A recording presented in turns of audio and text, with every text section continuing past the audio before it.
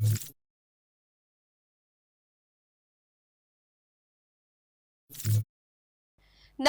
હું છું પ્રિયા અને તમે જોઈ રહ્યા છો જનતા કી જાણકારી ન્યૂઝ। નજર કરીએ આજના સમાચારો। આગામી 6 ડિસેમ્બરના રોજ ધ્રાંગધ્રાના અજીતનાથ દાદાજીનાલયમાં વાસુપૂજ્ય દાદાની પુનઃ પ્રાણ પ્રતિષ્ઠા થવા જઈ રહી છે, ત્યારે વહેલી સવારે આચાર્ય સુરેશ્વરી તીર્થમ ભદ્રજી મહારાજ સહિત 100થી વધુ જૈન સાધુ અને સાધ્વીજીઓ ધ્રાંગધ્રા નગરમાં પ્રવેશ કર્યો છે। જૈન સમાજના આરાધ્ય વાસુપૂજ્ય દાદાની પુનઃ પ્રાણ પ્રતિષ્ઠા થવા જઈ રહી હોય અને પૂજ્ય ગુરુદેવો પોતાના શહેર અને આંગણે હોય ત્યારે ધ્રાંગધ્રા જૈન સમાજ ભક્તિરસમાં તરબોળ જોવા મળ્યો। અજીતનાથ દાદા જીનાલયથી જૈન દેરાસર થઈને સુરેશ્વરી તીર્થમ ભદ્રમજી મહારાજનો દર્શન રથ ધ્રાંગધ્રાની મુખ્ય બજારમાં ફર્યો હતો।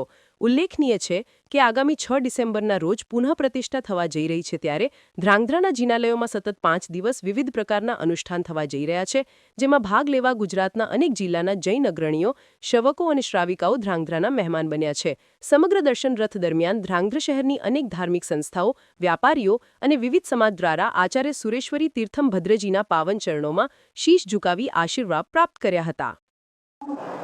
મારું નામ રાજેન્દ્ર શાહ છે। હું જેઠાણી કલ્યાણની પેઢી ધ્રાંગધ્રાના ટ્રસ્ટી તરીકે આજે આ માહિતી જાહેર કરું કે આજે અમારા પૂજ્ય ગુરુદેવનો અહીંયા નગર પ્રવેશ હતો અને જેઠાણી કલ્યાણની પેઢી સંચાલિત શ્રી વાસુપૂજ્ય સ્વામી રંગમંડપમાં પુનઃ પ્રતિષ્ઠા મહોત્સવ પ્રસંગે આટલા બધા મહાત્માઓ ધ્રાંગધ્રામાં પહેલી વાર પધાર્યા।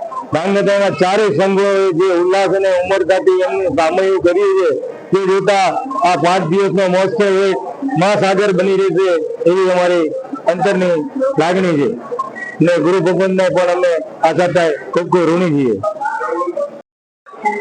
બોલો વાસુપૂજ્ય સ્વામી ભગવાન કી જય।